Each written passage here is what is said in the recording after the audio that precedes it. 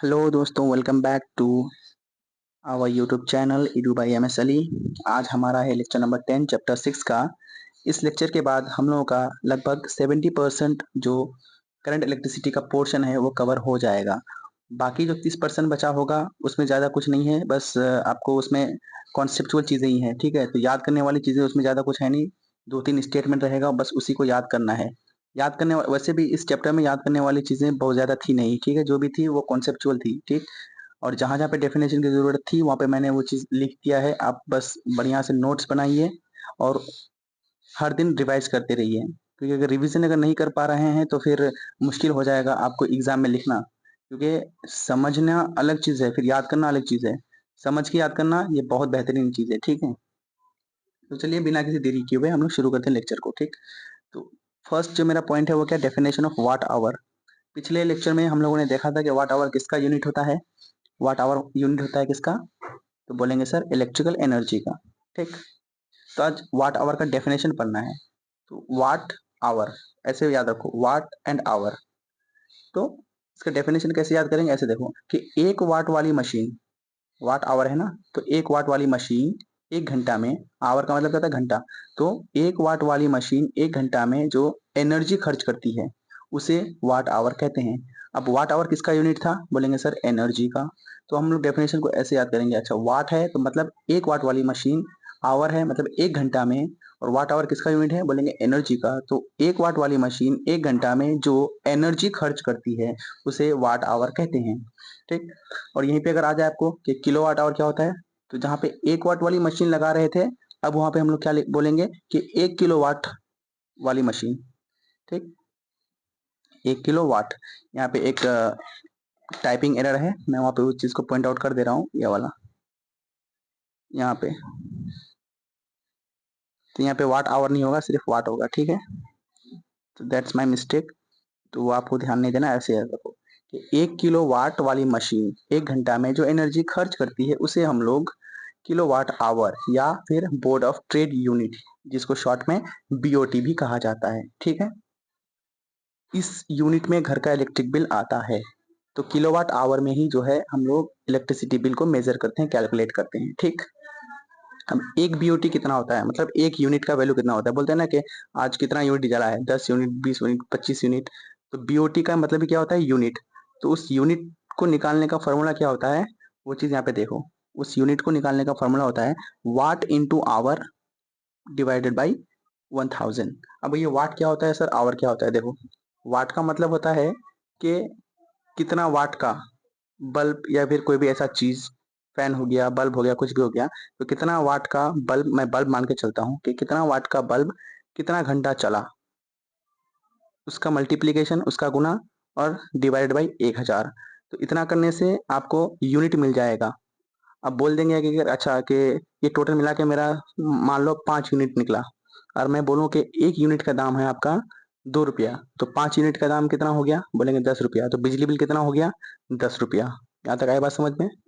तो बिजली बिल निकालने का फॉर्मूला यही होता है। ठीक है, वाट इंटू आवर बटे में 1000। अभी नेक्स्ट स्लाइड में या फिर, हाँ नेक्स्ट स्लाइड में है इससे रिलेटेड न्यूमेरिकल। ठीक है, तो वहाँ पे और भी अच्छे से क्लियर हो जाएगा। ठीक, अब वाट को हम लोग क्या लिख सकते थे, वाट का मतलब क्या होता है, किसका यूनिट होता है, ये पावर का। तो पावर का फॉर्मूला क्या था, बोलेंगे सर पावर का तो 3 फॉर्मूला था, अब हम किसको बताएं। तो तीनों में से किसी एक को याद रख करो पहले। पहला वाला जो फॉर्मूला था पावर इक्वल टू क्या था, वी आई। वी क्या होता है, बोलेंगे सर वोल्ट, यानी कि वोल्टेज। वोल्टेज का यूनिट क्या होता है, वोल्ट। आई क्या था मेरा, बोलेंगे करंट, तो करंट का यूनिट क्या होता है, एम्पियर। तो वाट को हम लोग क्या लिख सकते हैं, वोल्ट इंटू एम्पियर। ठीक, वाट को क्या लिख सकते हैं, वाट को लिख सकते हैं क्या हम लोग, वाट को यहाँ पे देखो, वाट को हम लोग क्या लिख सकते हैं, what is equal two volt into ampere, लिख सकते हैं ना। ठीक, और आवर मेरा पहले से मेंशन किया हुआ था, तो इसी वजह से फॉर्मूला क्या बन के आ जाएगा मेरा, volt into ampere into hour divided by 1000। ठीक, तो यहाँ से एक यूनिट का वैल्यू निकल के आता है कि एक यूनिट कितना होता है, या फिर इसको कैसे कैलकुलेट करते हैं। तो आई होप कि यहाँ तक आपको कोई दिक्कत नहीं होगी। ठीक है, चलिए फिर तो नेक्स्ट स्लाइड में मूव करते हैं, देखना है कि नेक्स्ट स्लाइड में क्या है। लेट्स सी, बोला है क्या, एक स्टेटमेंट है। ठीक है, 2 नंबर के लिए ऐसे स्टेटमेंट्स आते हैं। ठीक है, कि बोल देगा कि इस स्टेटमेंट का मतलब क्या है, ठीक है। तो आपको बताना है कि ये होता है। अब वो क्या होता है वो देखो एक बार।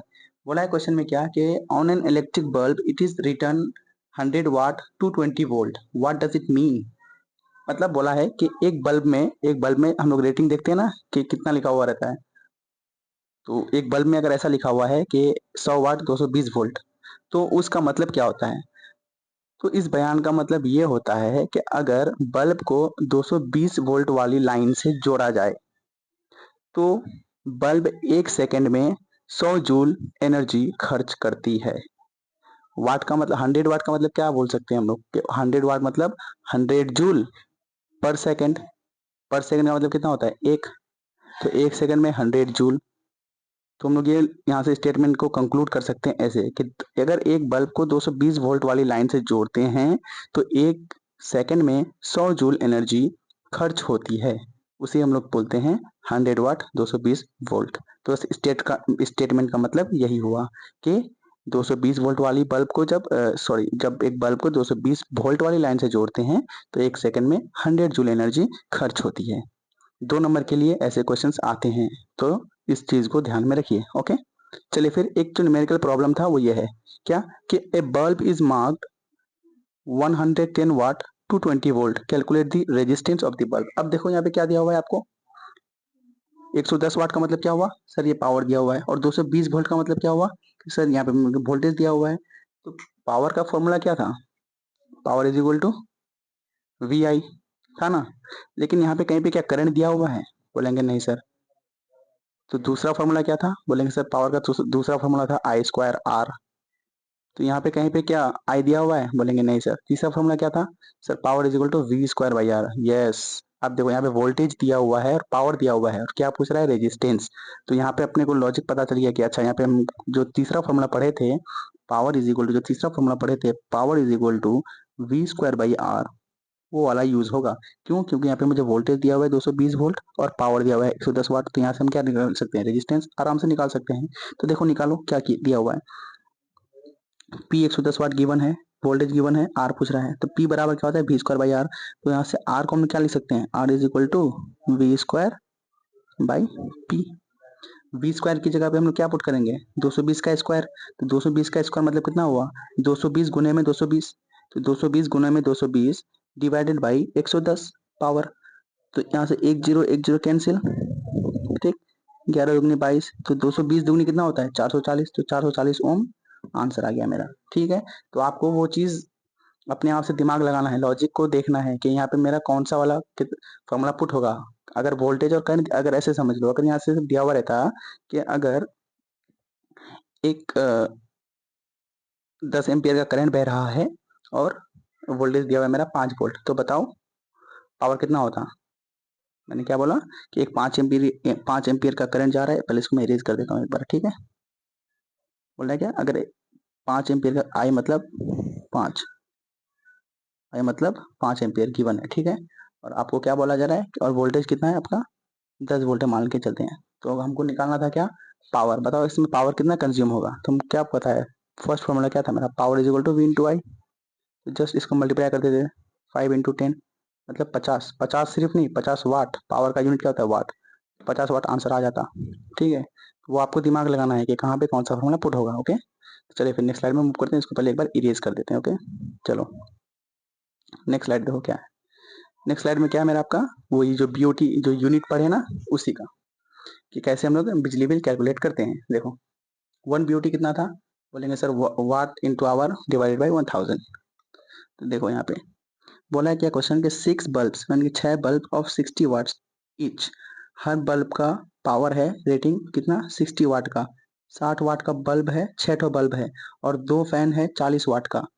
और हर ये दोनों मिला के यानी कि 6 और 2 8, ये जो 8 इलेक्ट्रिकल इक्विपमेंट्स हैं ये 6 घंटा पर डे चलती है। तो अगर एक यूनिट का दाम, बीओटी का मतलब क्या होता है यूनिट। तो अगर एक यूनिट का दाम यहाँ पे देखो दिया हुआ है क्या कि अगर एक यूनिट का दाम अगर ₹2.5 होता है यानी कि 2.5 रुपया होता है तो what will be the monthly cost. Monthly का मतलब क्या होता है 30 दिन। मंथली का मतलब क्या होता है 30 दिन ना। एक मंथ में कितने दिन होते हैं, बोलेंगे सर 30 दिन, ठीक है। तो देखो आप कैलकुलेट करते हैं।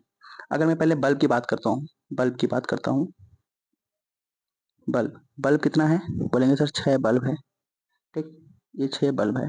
फॉर्मूला क्या था मेरा सर, बीओटी का मतलब वाट इंटू आवर डिवाइडेड बाई 1000। ये जो 6 बल्ब है कितने वाट का है बोलेंगे सर 60 वाट का है। 60 कितना घंटा चलता है बोलेंगे सर 6 घंटा, देखो दिया हुआ है 6 घंटा। अब हमको महीने का निकालना है ना, तो इसमें क्या करेंगे 30 से गुना कर देंगे, मतलब 30 गुना 6, तभी तो मेरा मंथली में आएगा ना, क्योंकि 6 घंटा अगर डेली यूज हो रहा है तो एक महीने में कितना होगा 6 गुना 30, ठीक।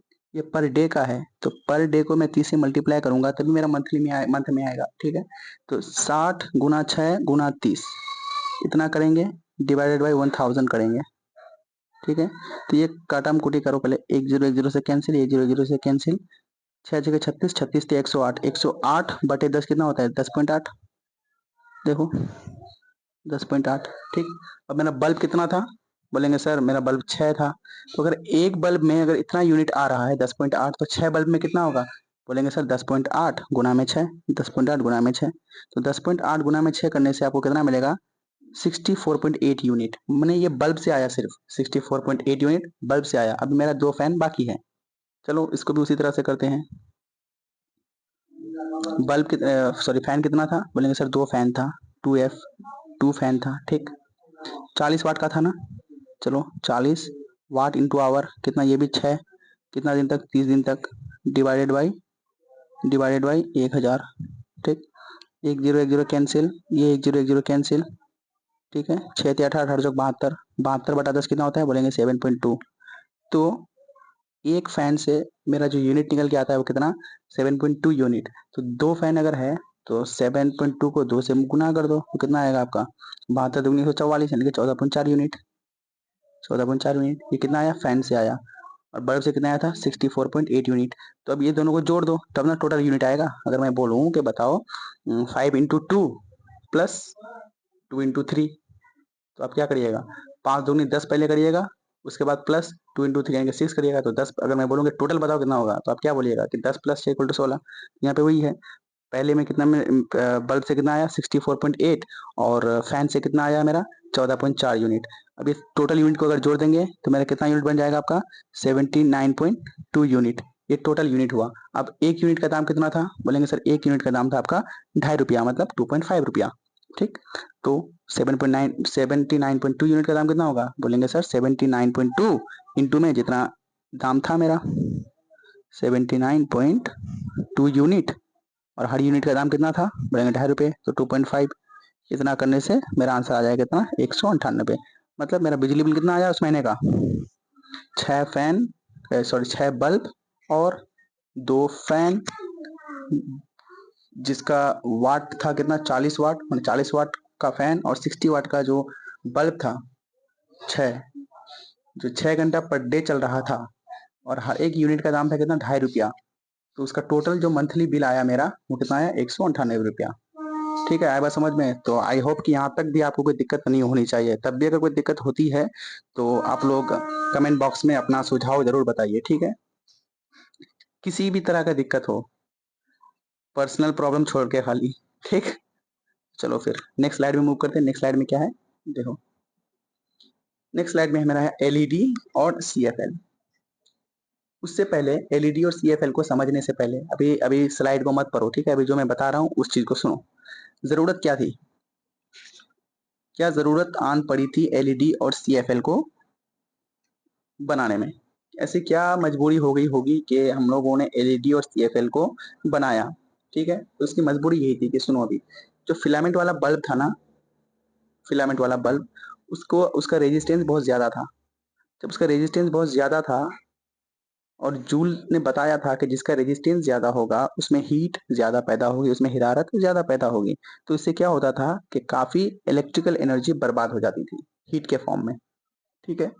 अब मान लो मैं किसी को 10 रुपया दे रहा हूँ और वो हमको 8 रुपया दे रहा है, तो मुझे 2 रुपये का लॉस होता है ना। तो अब मैं क्या लिखाऊंगा, अब मैं अपना दिमाग लगाऊंगा कि नहीं, कहाँ से ऐसा होगा कि मैं अगर 10 दूं तो कम से कम 10 तो मिल ही जाना चाहिए, ऊपर की जितना भी मिलो, अगर मैं जितना दे रहा हूँ उतना मेरे को वापस मिल जाना चाहिए। तो इन लोगों ने दिमाग लगाया, अच्छा चलो इसको रिप्लेस कर देते हैं। जो फिलामेंट वाला बल्ब था जिसका रेजिस्टेंस बहुत ज्यादा हाई था, उसको हम लोग पहले रिप्लेस कर देते हैं किसी दूसरे चीज से। तो जो दूसरा चीज आया वो आया था क्या, एलईडी एंड सीएफएल, जिसको हम लोग आम भाषा में सीएफएल को क्या बोलते हैं, मरकरी, ठीक है, और एलईडी को एलईडी ही बोलते हैं, लाइट इमिटिंग डायोड, ठीक है। तो अब एलईडी और सीएफएल में क्या डिफरेंस है वो पढ़ना है, क्या तफरीक है, दोनों में क्या फर्क है वो पढ़ना है, ठीक है। सबसे पहले देखो सीएफएल, सीएफएल का फुल फॉर्म क्या होता है, कॉम्पैक्ट फ्लोरेसेंट लैंप।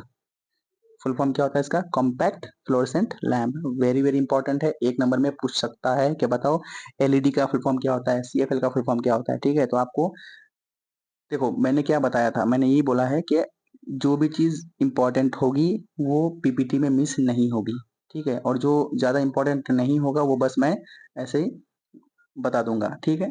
तो जो चीज अगर पीपीटी में मेंशन है तो समझ लो वो अटमोस्ट इंपॉर्टेंट है, बहुत ज्यादा इंपॉर्टेंट है वो, ठीक है, तो उसको इग्नोर नहीं करना है। तो सीएफएल का फुल फॉर्म क्या होता है, बोलेंगे sir compact fluorescent lamp. LED का फुल फॉर्म क्या होता है, लाइट इमिटिंग डायोड, ठीक है। सीएफएल साइज में एलईडी से बड़ा होता है। मरकरी शब्द ऐसे अभी सोचो ना, मरकरी शब्द देखे हो ना, कितना लंबा बड़ा होता था, ठीक है, और एलईडी कितना छोटा छोटा आ रहा है, ठीक है। तो ये साइज में सीएफएल से एलईडी सीएफएल से छोटा होता था और सीएफएल एलईडी से बड़ा होता है, ठीक है। एलईडी से ज्यादा रोशनी खारिज करती है सीएफएल, सीएफएल में जो है रोशनी वो ज्यादा आती है, ठीक है, एलईडी से कम आती है कंपेयर टू सीएफएल, ठीक। ये थ्योरी वाली चीज है, इसमें समझने वाली कुछ है नहीं, ठीक है। अब चाहो तो इसको ऐसे याद कर सकते हैं सिर्फ, ठीक है। इसमें हिरारत काफी पैदा होती है, कहाँ पे, सीएफएल में, और एलईडी में हिरारत इससे कम पैदा होती है। एलईडी के मुकाबले ज्यादा एनर्जी खर्च होती है यहाँ पे सीएफएल में, और सीएफएल के मुकाबले काफी कम तवानी खर्च होती है कहाँ पे, एलईडी में, ठीक है। तो ये 3 4 5 पॉइंट था सीएफएल और एलईडी में। तो 2 3 नंबर के लिए, 3 नंबर के लिए पूछ लेता है कभी कभी, बताओगे सीएफएल और एलईडी में क्या फर्क है। तो पहले आपको बताना है कि सीएफएल का full form sir compact fluorescent lamp होता है, एलईडी का full form light emitting diode होता है। सीएफएल ये साइज में एलईडी से बड़ा होता है, और एलईडी जो है साइज में सीएफएल से छोटा होता है। एलईडी से ज्यादा रोशनी खारिज करती है सीएफएल, और जो एलईडी से खारिज होने वाली रोशनी सीएफएल से कम होती है, ये बताना है आपको। सीएफएल में हिरारत काफी पैदा होती है, जबकि एलईडी में हिरारत कम पैदा होती है।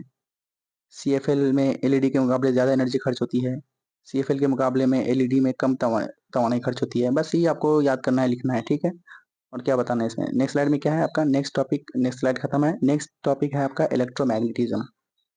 बहुत ही मजेदार कॉन्सेप्ट आने वाला है वो। तो आज हम लोगों ने क्या सीखा था, आज हम लोगों ने ये सीखा कि सर इलेक्ट्रिसिटी बिल कैसे निकालते हैं, ठीक है, आम भाषा में। अगर आप चाहो तो, अगर आपको अगर बोल दिया जाए कि बताओ अगर 1 यूनिट का दाम इतना है, तो आप बता सकते हैं कि अच्छा 10 यूनिट चला है, तो ये तो इजीली बता सकते हैं, लेकिन कैसे निकाला जाता है वो आप लोगों ने आज देखा है, ठीक।